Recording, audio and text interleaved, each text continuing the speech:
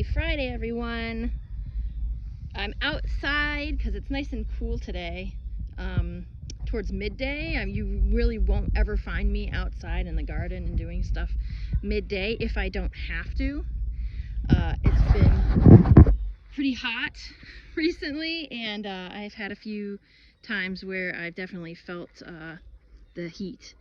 So I'm out here today because I was just checking on the new beds. If you aren't familiar with my homestead page here and previous videos, if you're new or just coming on, I did a video late winter, very early spring of us taking down our Japanese maple here. Yes, I know it was really sad, but this is the south facing part of our house here, and this is where our lower gardens are, and our gardens over here and over there and here, and it's just a prime spot for growing.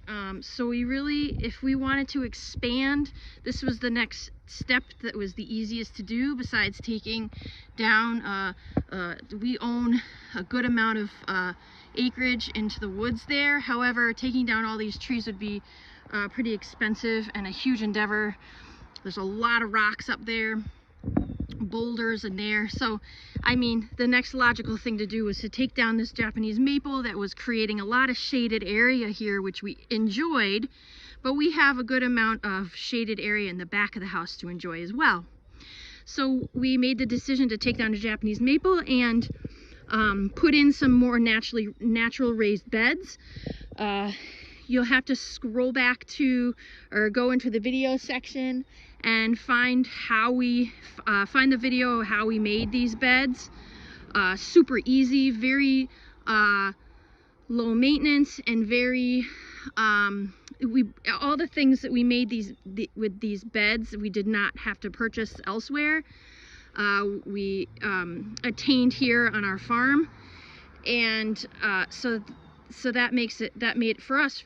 This is a very easy method. So I'm not going to get into exactly how step by step we went about making these beds, because it is a step-by-step process that you should follow in order for it to be successful. It's all natural. It's more of a permaculture method, natural growing methods that we followed to do this. So check back on those, but we have set it up for success, and we are hoping, and I think it has been successful, we are hoping to plant in here for fall crops. And if not, if I look under the microscope and can see that we still need to do more work here, adding compost or adding more layers to decompose and work into the soil to feed and attract stuff, the food microorganisms. If I see under the microscope it needs more work, then we'll probably wait till next spring and have this overwinter, since most of the activity with the microorganisms does happen between snow face and soil, between the face of snow and soil, the interface. So that's sort of where we are now. So I went today to check. What we've been doing this whole entire spring and summer is layering organic matter into these beds. We had a cover crop in that bed, and some of the other, we have Sam's corn. He wanted to plant his corn here, so we have corn growing. Just putting roots in the soil. Now when we have things like this, the grasses coming up, or other things that are considered weeds, we are not necessarily pulling those out. It's good to have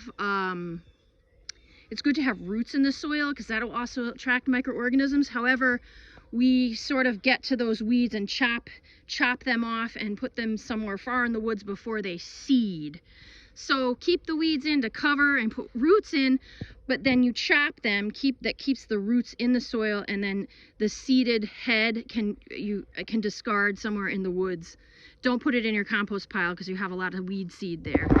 And that's the natural succession of bare soil all the way to forest. It starts out with those fast growing, fast seeding weeds that nature puts down the those weed seeds to get the soil covered because it doesn't like bare soil.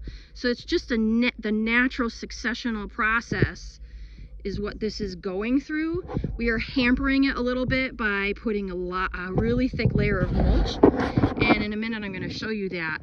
So I came out here today. I've been watering it as much as we've had drought situations. I've been using our water catchment system for this because it acts like a really good soaker. So I'll attach the hose here from the spigot into the spigot of our water catchment and just let that sit in here to drench it. The breaking down decomposition process needs water. That percentage needs to be quite high in order, and not soaking all the time so it goes anaerobic, but you want that moisture in there to facilitate the breakdown process. If you don't have it and this is bone dry, it's not going to, these items here, these materials here are not going to break down, or they will, and not well or not very quick. So you need to make sure the moisture is in there. Okay, so I'm going to come around here because I've looked already today. I found some cool spots to show you. We'll look in each bed, and you're going to notice that the layers here are very thick with hay. So here's like, this is about 4 inches here. I'm pushing away, and then there's another layer down here. So I'm uncovering this layer, and here we have soil. Okay, so what you notice, if you can see it here with the camera, is very like crumbly. Those are all worm castings. So if I do this, where are they now? They ran, oh, there they are. If I do that and I uncover a little bit of this soil, these worms are hard at work, and they are creating an environment here that's going to not only attract, hi big guy, not only attract microorganisms, but also be a part of that soil food web. They are the macroorganisms in the soil that are helping break down the nutrients to make it plant available. So their excrement is going to make the nutrients in the soil plant available, as well as all the other microorganisms in the soil. So, and I come down to even more layer, and I just saw another one. Yeah, there he is.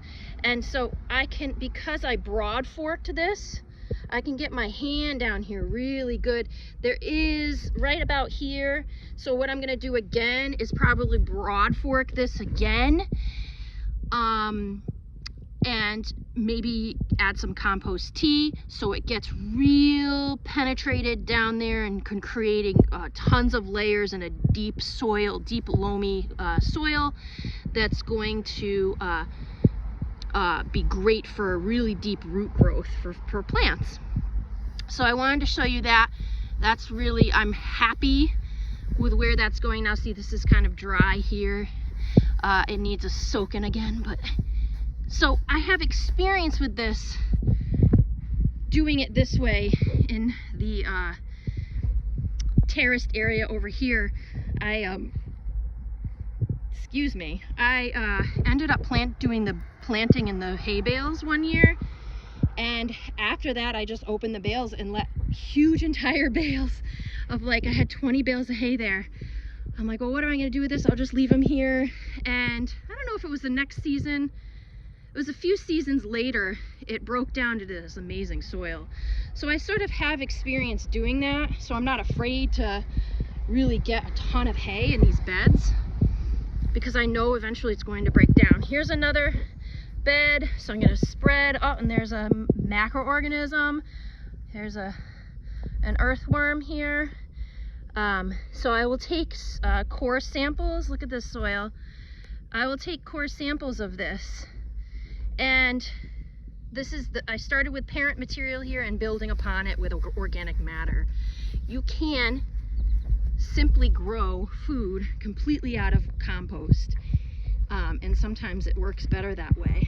But you do want to have sort of a mix of your parent material and stuff like that. So again, if you missed the first video on how we did these beds, it's very important. How we got to this level. I'm going to, probably another month of this, adding some stuff, making some compost tea and putting it on. I've also put in sheep manure. This one's fresh with sheep manure, so this stuff has not broken down yet, the manure, but it will. And what I'm gonna have to do in here is, I did put a layer of the manure, but what I'm gonna have to do is come in and broad fork it so that stuff can get down deep. There is a certain percentage of wood in the sheep manure, just because their bedding is like a sawdust. It's not going to be too much to tie up nitrogen. It's going to actually break down. So once that breaks down, it's not going to tie up any nitrogen in the soil anymore, and it's going to add to the soil a fungal food, because you want to attract good fungi in your soil. So that's a quick video on how everything is going with our new raised beds. Please, if you have any questions, don't hesitate to ask, and I'll do an update on them when we start planting. Thanks. See you soon.